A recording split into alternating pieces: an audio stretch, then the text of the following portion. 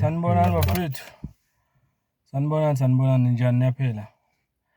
Mfo kaMkhonza lo, siyasha bafethu. Ilanga libhokile, iy'nkinga zibhokile, amacala abhokile, konakele nje kuyiwa le nale.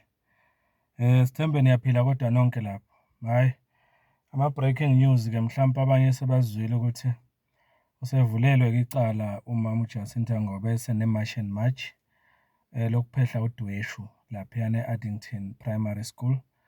Akukavulelwa-ke yena icala yedwa, kuvulelwe ne-Operation Dudula kanye ne-MK Party. 3 wamacala avuliwe. Kuvulwe icala against i-March and March, kwavulwa icala against Operation Dudula, kwavulwa icala against i-MK Party. Bathi yibona abaphehla udweshu nabalwa nabokufika ngendlela engekho semthethweni lapha e-Addington Primary School.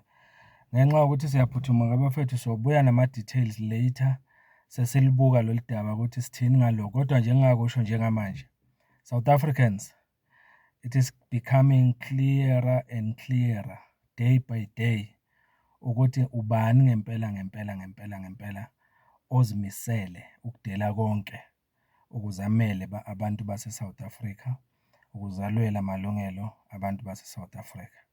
La macala kufanele avule amehlo abantu abaningi ukuthi who exactly is representing SA citizens. But we'll discuss this in detail masibuya later kwividiyo ephelele. Mfo kaMkhonza lo, siyabonga kakhulu bafethu. Niphuze amanzi kakhulu, liyabila ilanga konakele, ukuze ningabi dehydrated. Ngiyabonga. Later, thank you.